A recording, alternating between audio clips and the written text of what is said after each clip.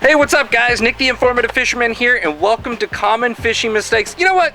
Let's remove common out of it. Let's call it Fishing Mistakes Part 4, because some of these subjects I'm going to cover are not really so much a common mistake as it is more of a mistake that you should acknowledge and really think about when you're out and about on the water. The first thing I want to start off with is negativity, because I find myself doing this often. And it's not like I'm coming to the water negative so much as it is when I lose a big fish, I get down on myself and I feel very negative about it. And I let it cloud my judgment. And sometimes it'll take me 20, 30, 40 minutes to let go of that big fish loss. I'll find myself talking about it to my dad, like, man, if I could have just put that fish in the boat. But you know what? That's part of fishing. As long as you know that you executed properly and you still lost that big fish, that's just going to happen. And anything you can avoid to get that negativeness out of your head or let it go faster is going to help you tremendously.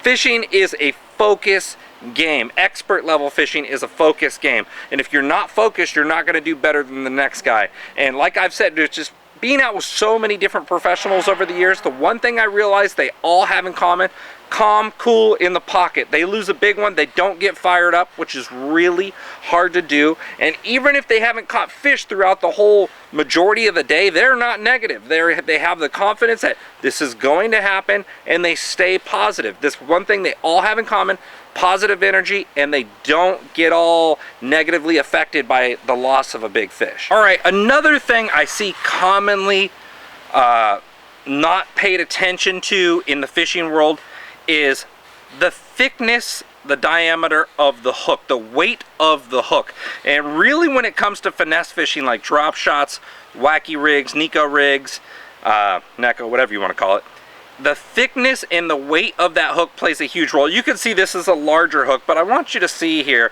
Now you can see this guy here is a lot thicker than this light wire hook here. Now if you were to do a drop shot rig, okay, and you put a weight on the bottom, this is not nearly as good as a light wire hook. And the reason for it is a finesse bait gets much more natural, subtle movement with a lighter diameter hook. And you will also get, I'm sure you've heard the term, lighter line equals more bites, more natural movement of your lure. And the same thing goes with the hook. The lighter and the smaller the hook, the more bites you get. But I rarely hear individuals talking about using a lighter hook to get more bites versus lighter line. But a lighter hook is also very, very important in regards to getting more bites. So keep that in mind, guys. Even though this could be the exact same size as this, if the fish are not carrying, or if you're flipping into heavy cover, or you're moving a bait fast, a thicker diameter hook doesn't really matter as much. But if you're moving a bait slow and you're trying to be more subtle to get more bites, that lighter diameter hook is a huge difference in putting more fish in the boat. Now, one thing I always preach is timing and decision making. And you've heard me say this before, and I love to repeat it and drill it in, because this is the single most important factor from a winner versus a loser. And I'm talking tournament, not in life. And what it is, it's hitting areas without wasting time. When you get to a lake, when you get to a river, you generally know what areas are high percentage versus another. But you'll move up to that point and you'll hit that point and you won't catch them, but you'll find yourself working around that island even though you hit the highest percentage area of that particular spot, and you know that, and you threw a few different baits at it, and you end up fishing down it and waste another 10, 15, 20 minutes. And if you do that, you know, 3, 4, 5 spots, literally 30, 40% of your day is gone before you ever acquired a clue. And I find myself doing this all the time. So what I do first thing in the morning is, if I pull up and I say I'm going to check high percentage areas, I'm going to check where there's a wind-blown point, there's a ledge, there's some brush up there, I'm going to hit the best part of it. And though I know I can keep going down and maybe pull a bite off of that spot, I'm going to focus strictly on what I think is the prime area on each one of these spots. Try a few different style of baits, like a moving bait, a slow moving bait, a top water, a bottom bait on these things to see if I can acquire a clue instead of spending a lot of time in that area when it's earlier in the morning or later in the evening when the pressure's down and I know I have a high odd of getting fish to chase or a higher percentage of fish biting during that prime hour. Be more critical and efficient with your time. Hit the best spot, throw a few different things you have at it, and move on to the next high percentage area where you normally catch fish to figure out that pattern, figure out what they're biting on, and figure out that there is fish in those spots. So when the sun does come up and the pressure rises up there, that you have a better idea of knowing where fish are when that lull's going to come in the middle of the day, so you can pull off those 1, 2, 3, 4 extra catches in that critical time that you have throughout a fishing day. Hang with us, guys. We'll be right back. Hey guys, did you know that Yours Truly is now hosting Lucky Tackle Box's monthly panfish instructionals? And aside from relentless fish catching, I'll be breaking down the rigging and the gear you need to get going along the way. And of course, a few extra tips to help you score more fish on the goodies included in your box. So remember, the tug is our drug. So go visit LuckyTackleBox.com and get signed up today. Bigger, better, badder. The evolution of the buzzbait is upon us. The Evolution Baits Grass Burner is a high-performance bass snatcher machine. High-end components, inline displacement, larger profile, balanced body for fast or slower retrieves, better deflection, and oversized treble hooks. You wouldn't bring a slingshot to a gunfight, would you? Find out more at evolutionbaits.com. Ever tried pulling a planer board next to your boat when trolling or fishing from a swift current bank? If not, you're missing out on one of the most phenomenal fish catching machines on the market today. With Yellowbird planer boards pulling your lines perpendicular to your boat, you can't help but catch more fish. Find out more by visiting www.yellowbirdproducts.com. Did you know that P-Line makes specialized lines for all your fishing needs? From the super strong abrasive resistant CXX or the low stretch super stealthy CX Premium, or maybe you're looking for invisibility or super bite detection with P-Line's 100% fluorocarbon. No matter what your needs, P-Line's got it covered. To find out more, visit P-Line.com. P-Line, baby. Oh, you heard they got weapons of big fish destruction? Well, you heard right. BWA Fishing Performance is the newest company hitting the U.S. market by storm. With some of the sickest swim baits around and non-cookie cutter style lures that you could ever get your hands on, it's time to show these fish something new. Visit BWA.com. Attention Northern California anglers, have you been to Boat Country in Escalon with one of the largest selections of welded aluminum fishing boats from North River, Hughescraft, and now Crestliner? Chances are they have the right boat for you. And did I mention they have a full service center to take care of all your repair or boating maintenance needs? If you're a boat owner or just looking to become one, you owe it to yourself to check these guys out. Visit BoatCountryUSA.com or stop on by. We'll see you there. Now, even though I know to do this, I still find myself not doing it a lot of the time, and that's looking at the elements ahead of time. So the night before, when you're going to bed, if you have a smartphone, you could pull up the weather app. You could see what the pressure is going to be like. You could see if there's going to be cloud cover. You could see if there's going to be wind. If you're fishing tidal water, you could see what that tide's going to be. Now, is it 100% fail-proof that you think, okay, well, if it's going to be windy, I know the water's dirty in this area, should I throw a vibrating jig? Yeah, nothing's saying that's going to work. You may have a good idea that's going to work, but having the idea of what the elements are going to be ahead of time in your mind, if you show up there and it's blowing 25 miles an hour, you're not caught off guard and you're not like, oh shoot, well I guess I can't throw that bait, and you're not already cutting off and retying. You'll have a much better idea of how things are going to be when you show up there.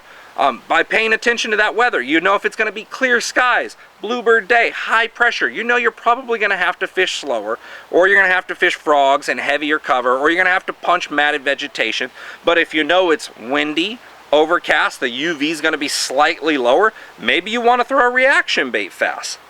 So by paying attention to those elements the night before, it's going to give you a much better idea of what's coming that day, how you may go about approaching it, and it's going to give you more confidence in the back of your mind. And confidence is the best tool in your tackle box. Subtle changes. I don't know how many times I've seen this. It's crazy. I've seen it for experts and it works. If you're a weekend warrior, if you don't fish 2-3 days a week, maybe you don't want to be a subtle changer guy. And what I mean by this, let's say I go out with a pro and we get out to a body of water. This guy's probably already fished this spot 2 or 3 times this week. So instead of fishing a black and blue worm, he may fish like a purple and black, and that's a subtle change, and they'll get them dialed in at that point. Subtle changes are great when you're already catching fish in a spot and you're trying to get a slightly larger fish by going like an inch longer worm, or you're trying to get more bites by changing up the color. That is not a good thing to do. Subtle changes are not good if you do not know that fish are there. Drastic changes are good. If you're throwing a crankbait, throw a spinnerbait. If you're not throwing a worm, throw a worm. If you haven't thrown a jig, throw a jig.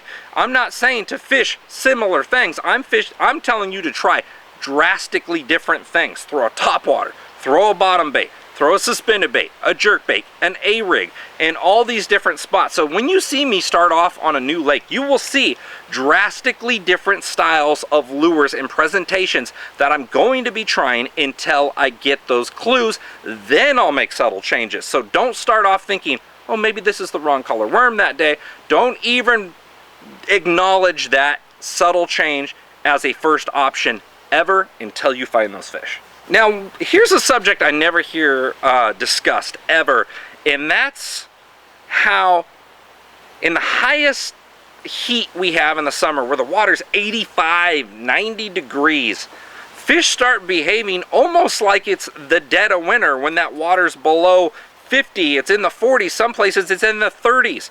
And you probably see me in the wintertime throwing a Ned rig, okay? Super, super slow, okay? The bass are lethargic. That same thing happens. So the range I want to give you, below 55 degrees, you will see big bass eat small baits and big baits. Above 80 degrees, hardly ever do you see a bass eat a big bait, but they will also eat small baits. When that water starts getting over 80 degrees, a bass doesn't really want to run far. A lot of the time they'll get buried into heavy cover or deep down on rock piles where that water temperature is cooler. So from 55 to 80 degrees, all through the 70s is when I see that bass are more selective on size. A bigger bait often catches that bigger bass from 55 to 80 degrees. But I really don't think it applies beyond 50 degrees back into the 30s and 40s, and I really don't think the big bait for big fish applies too often beyond 80 degrees and up. So keep it in mind that, and you know, another ironic thing about that is bass school in the summer and they school in the winter. Generally in the summertime, the schools aren't as big as the wintertime schools, but they will be wolf packed. So if you are fishing like 85 degree water and you're throwing a drop shot or a Senko or a fluke or something, and you hook a smaller fish, don't be afraid to try a bigger bait at that point once you've located that fish. But small baits will catch them in really hot water, and they will catch big ones in really cold water. But that 55 to 80 degrees is where you truly want to pay attention. Well, 50 to 80 degrees is where you truly want to pay attention to fishing a slightly larger bait to get a bigger fish, because a lot of the time they're more individually placed in that water temperature range and they're not necessarily in schools, to where if you threw a little tiny bait and you missed a bass when he was in that prime water temperature, that 55 to 80 degrees, where they're real comfortable and willing to chase, they have a lot of energy, they seem like they're very spry and healthy during that water temperature. So they're willing to come and get it. They're willing to be more selective on the size of the meal that they eat. So that bigger bait is going to help you through that water temperature, but don't be afraid to fish small early on. Don't be afraid to fish small in the dead heat of the summer. So one thing I like to keep in mind when I'm out and about, and it's weird, this is a really weird thing. I've been out to where I didn't think the bass would bite a topwater that day, or I didn't think they would be bottom feeding. Like, let's say it's super overcast, the UV's not that high, I got a little light wind chop, and I'm like, man, topwater is gonna be good today. And I'll go out and I'll wing a buzz bait, I'll wing a grass burner, I'll throw a frog or a prop bait or a walking bait, a spook, and I don't get bit. In fact, yesterday was a high overcast day, perfect breeze, a little bit of a wind chop. I'm like, this is gonna be good for topwater. I could not get bit on topwater. And a lot of the time, no matter what the conditions are, the conditions can tell you. If it's overcast, a little bit of chop on the water, early in the morning, later in the evening, yeah, usually the bass come up shallow and will take a topwater, but that's not always the case. So what I like to keep in my mind is, are the bass looking up? Are they looking down? Are they feeding up? Are they feeding down? Are they looking forward? Are they suspended? Are they in a school? A lot of the times, schooling bass like those jerk baits, they like those A-rigs. They don't want to feed down, they don't want to feed up, and a lot of the time those can be the most difficult ones to catch. Are they looking in? That means, are they in the cover, inside that cover, or are they related to that cover? So fish that are relating to cover, like next to things but not in it, I often put them in the same category as suspended fish.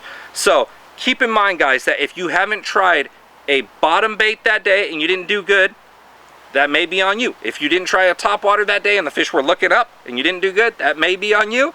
If they were looking forward, if they were schooling, if they were suspended and you didn't try like a jerk bait, an A-rig, a slow falling wacky rig, that may be on you. So keep in mind, are they looking up? Are they looking down? Are they looking forward? Or are they looking in? And that can help you selectively dissect that water column throughout the day. As long as you're going along all your other spots and you're hitting them and you're not figuring out, try that little method in the back of your head. It's worked for me a lot of the times, and I know it works for a ton of pros out there. Here's something that I see often overlooked, and I am crazy guilty of this myself. Low light hours. Early in the morning, we know the pressure's low. Later in the evening, we know the pressure's low. The sun's down. The fish usually are going to move fast and they'll chase something.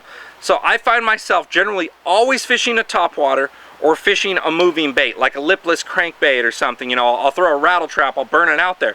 And the funny part about this is I live on a lake. I'm not sure if you can see the lake in the background here. I'm down here at my boat dock.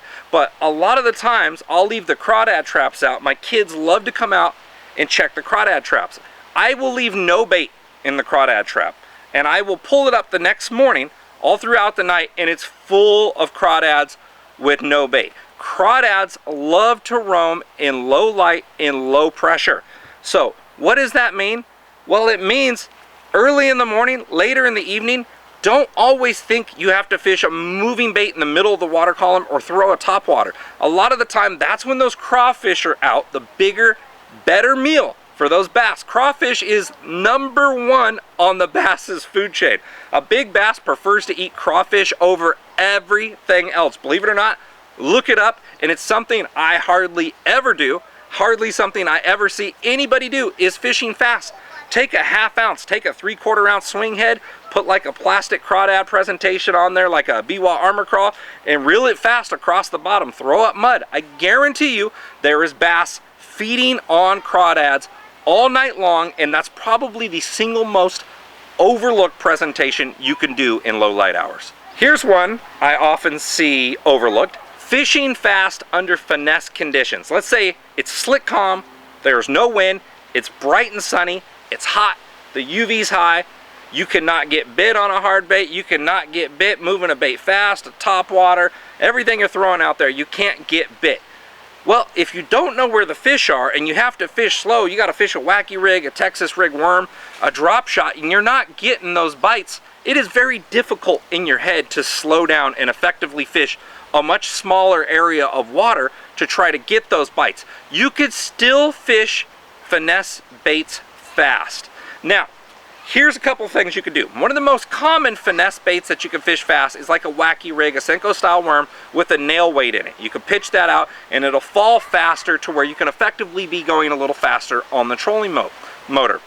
A weightless fluke with a heavier hook. Remember how we talked about that heavier hook? Well, instead of I'm trying to grab this hook off my wall here. Instead of that light wire hook, you can use a thicker diameter like a 4X or a 6X hook and Texas rig a fluke on there and cast it out into the grass. Twitch, twitch, pause, twitch, twitch, pause. And a lot of the time that's going to get down there. It's plastic, it's subtle, it's going to pause in front of them just like a hard jerk bait in the middle of the summer when those conditions are rough, bright and calm and sunny, and that will get you a lot of fish.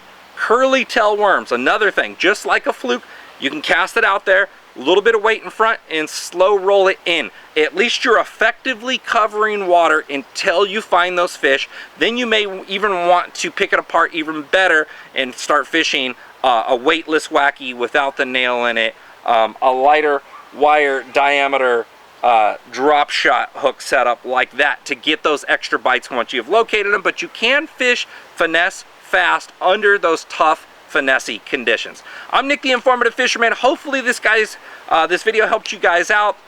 In the description below, I'll have part 1, 2, and 3, or in the comments section. We'll see you next time, guys. InformativeFisherman.com, Instagram, Facebook, and YouTube. Thanks for watching.